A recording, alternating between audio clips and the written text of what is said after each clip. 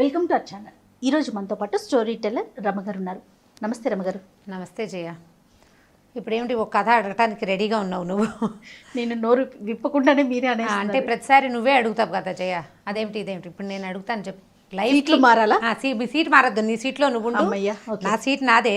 Okay. జీవితానికి ఏం కావాలి? డబ్బులు కావాలా, సుఖం కావాలా?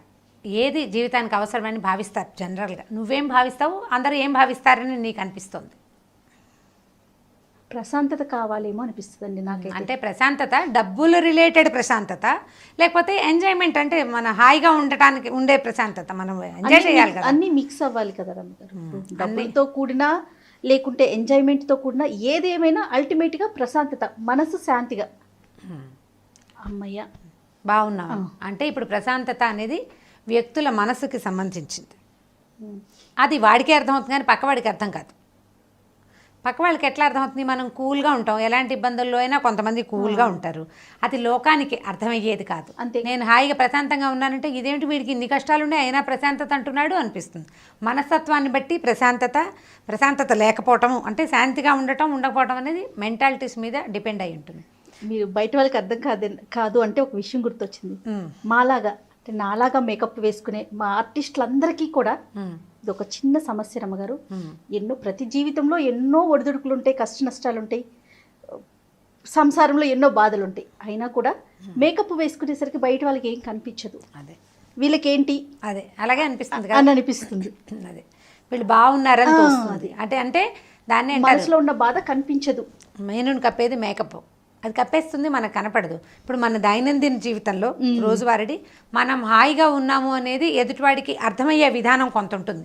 అది మన డబ్బులో కానీ మన ఎంజాయ్మెంట్లో కానీ తెలియాలి. అయితే డబ్బా ఎంజాయ్మెంటా, డబ్బా మనం హాయిగా ఉండటమా అనే దాని మీద మంచి మంచి కథలు ఉన్నాయి జయ మన దగ్గర. చాలా మంచి కథలు ఉన్నాయి. అసలు కథలు ఇలాంటి వాటి మీద ఉంటాయా అని ఆలోచిస్తున్నాను. ఉన్నాయి మంచి కథలు ఉన్నాయి. అయితే ఇప్పుడు మనకి బృహత్ కథల నుంచి ఒక మంచి కథ చెప్తాం. ఓకే. ఒక యశోవర్మ అని ఒక అతను ఉండేవాడు. ఈ యశోవర్మ ఏంటంటే వాళ్ళ నాన్న వాళ్ళు కాస్త ఆస్తిపాస్తి అన్నీ ఇచ్చారు. అయితే ఇతను కొద్దిగా ఫ్రెండ్స్ ఎక్కువ, స్నేహాలతోటి పెళ్లి చేసుకున్నాడు. కానీ అంటే పాతకాలపు కథల్లో ఏముంది, చిన్నప్పుడే పెళ్ళిళ్ళు అయిపోతాయి. ఇతనికి 14 ఏళ్ళు ఉండగానే వాళ్ళ నాన్న పెళ్లి చేశాడు ఓ చిన్న పిల్లని చూసి. పెళ్ళి అయింది. కానీ కొంతకాలం తర్వాత భార్య గర్భవతి అయింది. ఓ కొడుకో కూతురు పుట్టారు. పిల్లవాడు పోయాడు, తల్లి మరణించింది. ఇతను కొన్నాళ్ళు విరాగిగా మారతాడు. అంటే దాన్ని ఏమంటారు, శ్మశాన వైరాగ్యం, ప్రసూతి వైరాగ్యం అని మనుషులకు 2 వైరాగ్యాలు ఉంటాయి ప్రతి వాడికి చిన్నపిల్లల నుంచి పెద్దవాళ్ళ దాకా జయ. ఎప్పుడు శ్మశాన వైరాగ్యం విన్నాను, ఇంకొకటి ప్రసూతి వైరాగ్యం కూడా ఉంటుంది చెప్తాను. డెలివరీ శ్మశాన వైరాగ్యం అంటే ఇప్పుడు మనం ఎవరైనా పోయినప్పుడు మనకేమనిపిస్తుంది, జీవితం క్షణభంగురంగా తోస్తుంది. ఎంత బుద్భుతప్రాయం జీవితం, క్షణాల్లో వెళ్ళిపోతాం. పొద్దున బాగానే ఉన్నాడు, సడన్గా పోయాడు. మన జీవితం ఏమవుతుందో అని మనకి జీవితం మీద ఒక నిర్వేదం ఏర్పడుతుంది. అది ఎప్పటిదాకా చుట్టుపక్కల ఉన్నంత వరకు, లేదా దాన్ని మన అంటే ఇప్పుడు వాళ్ళు మన క్లోజ్ రిలేషన్స్ మన వాళ్ళేననుకో కొంత టైం తీసుకుంటుంది. మనం బయట నుంచి చూసేటప్పుడు ఆ అట్మాస్ఫియర్ నుంచి మారేదాకా మనకి ఆ ప్యాథస్, ఆ మరణపు తాలూకు వైరాగ్యం అలా ఉంటాయి. శ్మశాన వైరాగ్యం అంటారు. శ్మశానం వెళ్ళొచ్చినప్పుడు కూడా అలాగే అనిపిస్తుంది. ఎలా చూడు పొద్దుడు దాకా బాగున్న కట్టె ఎలా కాలిపోయింది, ఇంతే కదా, రేపు నేను ఇంతే, ఇంకేముంది జీవితం, ఈ పిచ్చెందుకు, ఈ భ్రమ ఎందుకు అని ఇలాంటి ఎన్ని వైరాగ్యపు మాటలు వస్తాయో. ఇంటికి వెళ్ళి కాళ్ళు చేతులు కడుక్కుని లేదా స్నానం చేసి భోజనం చేసి పడుకుని నిద్రపోయి తెల్లారు లేచేసరికి మళ్ళీ యథాప్రకారం పిల్ల మేక కొంపగోడు భార్యాభర్త ఈ గోలల్లోకే మళ్ళీ ప్రపంచంలోకి వెళ్ళిపోతాం. నిన్నటిది తెల్లవారేసరికి శ్మశాన వైరాగ్యం. పెద్దవాళ్ళు అంటారు కదా, మరుపు మానవ సహజం అంటే. మరి ఇంకా రోజు గడిస్తే ఇంకేముంది కదా, తెల్లవారితే రెండే కదా, చాలా సహజంగా. నిన్నటి సాయంకాలం మనని బాధించిన శ్మశాన వైరాగ్యం తెల్లారేసరికి పోతుంది. ప్రసూతి వైరాగ్యం కూడా అంతే. ఈ డెలివరీ టైంలో మహాహింసపడే స్త్రీలు ఇంకెప్పుడు కనకూడదు అనుకుంటారు. వద్దు ఈ జన్మ, ఇక మళ్ళీ ఈ పని చేయకూడదు అనిపించేస్తుంది. ఈ బయట తిరిగే మగవాళ్ళు భర్తలు కనుక వాళ్ళ ప్రజెన్స్లో ఉన్నారనుకో, దేవుడా ఇంకెప్పుడు ఈ సంతానాన్ని కలిగించే ప్రోగ్రామ్ని మనం పెట్టుకోకూడదు అనిపిస్తుంది. పిల్లవాడు బయటకు వచ్చాక నీ ముందు పడిన నెప్పంతా మర్చిపోతారు. వాళ్ళు మర్చిపోతారు, వీళ్ళు మర్చిపోతారు. దానికోసం పెట్టిన ఉరుకులు పరుగులు, ఇబ్బంది, బాధ అన్నీ కూడా చంటిబిడ్డ మొహం చూడంగానే ఈ ప్రసూతి వైరాగ్యం మొత్తం గంగలో కలుస్తుంది. మళ్ళీ స్టార్ట్. సంవత్సరం తిరిగేసరికి ఆవిడ మళ్ళీ హాస్పిటల్కి వెళ్ళిపోతుంది, ఈయన మళ్ళీ బయట తిరుగుతూ ఉంటాడు. ఇదివరకంటే పాత రోజుల్లో కథలు కదా. ఇప్పుడేముంది, 30 ఏళ్ళు వస్తే కానీ పిల్లలు గంటలేదు. ఓసారి వెళ్తే చాలే అనిపిస్తుంది. ప్రసూతి వైరాగ్యం లెంగ్దీగా ఉంటుంది అనమాట. మన ఈ యశోవర్మ కూడా ప్రసూతి వైరాగ్య శ్మశాన వైరాగ్యాలు 2 వచ్చినాయి. అయ్యో. దాంతో చాలా కాలం అతను డల్గా ఉండిపోయాడు. ఈ ఉండి ఏం చేశాడంటే ఫ్రెండ్స్ తోటి ఎంజాయ్ చేయటం మొదలుపెట్టాడు. చేయగా ఆస్తంతా కరిపి, అంటే ఏం లేదు, ఎక్కడో చోటుగా మర్చిపోవడానికి కోసం అని చేసే ప్రయత్నంలో భాగంగా ఆ ఊరు ఈ ఊరు, ఆ గుడి ఈ గుడి, 2-3 ఫ్రెండ్స్ని వేసుకుని తిరిగి ఏముంది, ఒకళ్ళు వెళ్తే 100 రూపాయలు ఖర్చు, ముగ్గురు వెళ్తే 300 కాదు 500-600 అవుతుంది కదా. ముగ్గురికి పెద్ద రూమ్ కావాలి, బోల్డన్ ఉంటాయి వ్యవహారాలు. ఈ ఒకటే అయితే ఏ పంచపరుచుకుని ఏ అరుగు మీదో పడుకుంటాడు. అలా జరగల. ఇతను 5-6 వెంటేసుకెళ్ళి డబ్బు బాగా ఖర్చు పెట్టేశాడు. మొత్తం డబ్బు అయిపోయేసరికల్లా ఇతను బికారి అయిపోయాడు. విరాగితో పాటు బికారి కూడా అయ్యేసరికల్లా ఏమైంది, చుట్టుపక్కల జనం అంతా ఇదేమిట్రా నాయన ఇలా అయిపోయావు, వింధ్యవాసిని అమ్మవారి దేవాలయం వింధ్యపర్వత సానువుల్లో జరిగిందట. అమ్మవారు కొండ మీద ఉంటుంది, ప్రార్థించు, ఏదైనా మంచి ప్రార్థన చేసి ఈ దిక్కుమాల జీవితం నుంచి చేయి, అంటే మంచి దాంట్లోకి వెళ్ళాలి నువ్వు అని బాగా బోధించారు. బోధిస్తే ఇతను ఏం చేశాడు, అప్పుడు బుద్ధి తెచ్చుకున్నాడు కదా, ఆలోచించుకుని ఏం చేశాడు, బాగా 35 సంవత్సరాలు వచ్చాక వింధ్యవాసిని మాతని సేవించాడు. సేవిస్తే బాగా చాలా రోజుల పాటు రోజు ధ్యానానికి కూర్చునేవాడు. కొన్నాళ్ళ తర్వాత అమ్మవారు కరుణించింది అతన్ని. కరుణించి ఆ అశరీరవాణి వినపడింది, వత్స నీ శ్రమను ఫలించింది, నీకేం కావాలో కోరుకో అంటే అమ్మ ఏదైనా జీవితాన్ని ఇవ్వమన్నాడు. అయితే ఆవిడేమడిగిందంటే అర్థశ్రీ కావాలా భోగశ్రీ కావాలా అని అడిగింది. ఇతను అర్థశ్రీ అంటే ఎవరు అంటే ఏమిటి, భోగశ్రీ అంటే ఏమిటి, అమ్మ ఈ 2 నాకు తెలీదు, నాకు ఏది మంచిదో అది ఇవ్వంటే ఈ 2 ఎక్కడున్నాయో తెలుసుకో, నువ్వు తెలుసుకుని ఆ 2 నీకేది కావాలంటే అది ఇస్తాను, చాయిస్ ఆయనకి అని చెప్పింది. ఇప్పుడు ఈ అర్థశ్రీని భోగశ్రీని తెలుసుకోవాలంటే ఏం చేయాలి అంటే ఇప్పుడు ఆవిడ ఏం చెప్పిందంటే, నువ్వు కొండ దిగి వెళ్ళిపోతావు కదా, బాగా ఈ చెరువు పక్క నుంచి నడిచి వెళ్తే రామాపురం అని ఒక ఊరు వస్తుంది. రామాపురంలో మొదట పంతులు అని ఒకడు ఉంటాడు, వాళ్ళ ఇంటికి వెళ్ళు, ఒక రాత్రి 2 పూటలు అతనితో ఉండు. మరుసటి రోజు బాగా ముందుకెళ్తే శాస్త్రులు అని ఒక అతను ఉంటాడు, వాళ్ళ ఇంటికి వెళ్ళు. నేను పేర్లు మార్చాను, కథలో ఇలా ఉండదు, సరే శాస్త్రులు గారి ఇంటికి వెళ్ళమని చెప్పింది. సరే వెళ్తే నీకు అర్థమవుతుంది అంతనమాట. ఏం చేశాడు, సరే నేను అమ్మవారికి దండం పెట్టి, అమ్మ నువ్వు నన్ను కరుణించావు, నాకు ఏది కావాలో నేను మళ్ళీ వచ్చి నీకు చెప్తానని చెప్పి మెల్లిగా సాయంకాలం ఎదురికి కొండ దిగి వెళ్ళిపోయాడు. ఆ రామాపురం దారి పెట్టాక ఈ పంతులు గారి ఇంటికి వెళ్ళేసరికల్లా బ్రహ్మాండమైన ఇల్లు, బోలెడంత సుఖ సంపదలు, వాకిట్లో పనివాళ్ళు, వెనకాల పనివాళ్ళు, నూతులు, నీళ్లు, ఆఖరికి నూతుల నుంచి నీళ్లు తోడడానికి కూడా మనుషులు ఉన్నారు వాళ్ళ ఇంట్లో. ఎంతమంది ఉన్నారో, బోల్డ్ అంత డబ్బు అట్లా కురిసిపోతున్నట్టుగా కనపడుతోంది. పంతులు గారి వైభోగము అర్థశ్రీ వీళ్ళ దగ్గరే ఉంది. అర్థము అంటే డబ్బు అని అర్థం. సరే అక్కడి నుంచి ఈ అర్థశ్రీ ఉన్న ఇంట్లోకి ప్రవేశించాడు మన యశోవర్మ. ఆయనకి అయ్యా 2 రోజులు మీదే ఉండటానికి వచ్చానంటే నాకు ఆశ్రయం ఇవ్వండి అంటే ఉంచుకున్నాడు. సరే చీకటి పడింది, రాత్రి అవుతోంది కదా, సరే కాళ్ళు కడుక్కొని అయినా భోజనం చేద్దు కానన్నారు. భోజనం చేస్తాం కానంటే ఈయన సహపంక్తిని భోజనాన్ని కూర్చున్నారు. వీడికి ఏదో కూర పప్పు చారు అవి ఇవి రాత్రిపూట వడ్డించే పదార్థాలు వడ్డించారు. ఆ పంతులు గారి విస్తట్లో అంత నెయ్యి, ఆ మాత్రం ఉప్పుడు పిండి వడ్డించారు. ఉప్పుడు పిండి అంటే బియ్యపు రవ్వని పచనం చేస్తే, అంటే నీళ్ళు పోసి జీలకర్ర వేస్తారు, కొద్దిగా ఉప్పేసి దాంట్లో ఈ పిండి పోస్తారు.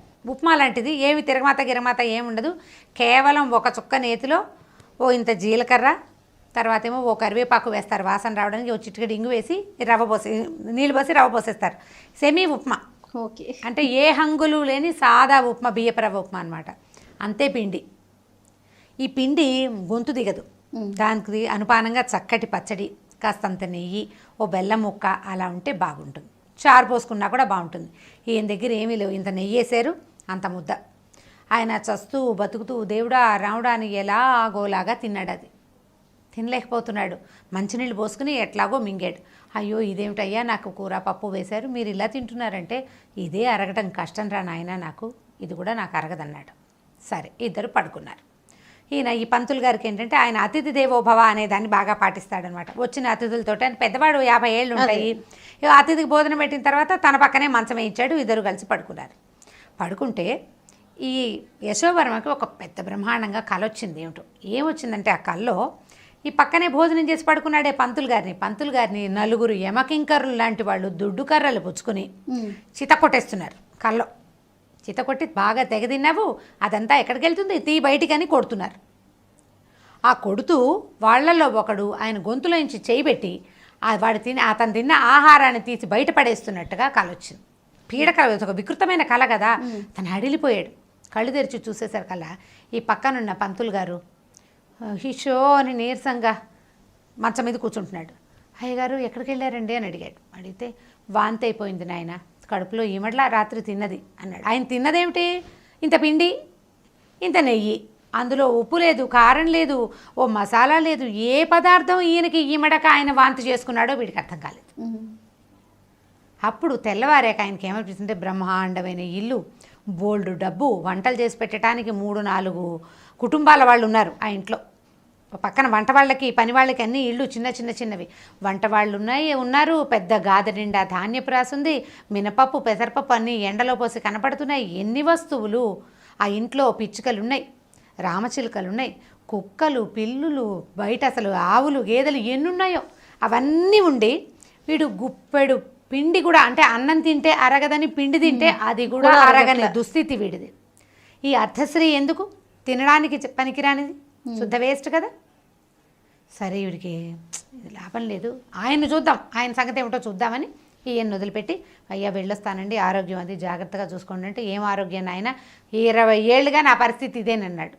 అంతకుముందు ఆయన బతికేముంది? 20 ఏళ్ళ నుంచి ఇదే పరిస్థితి.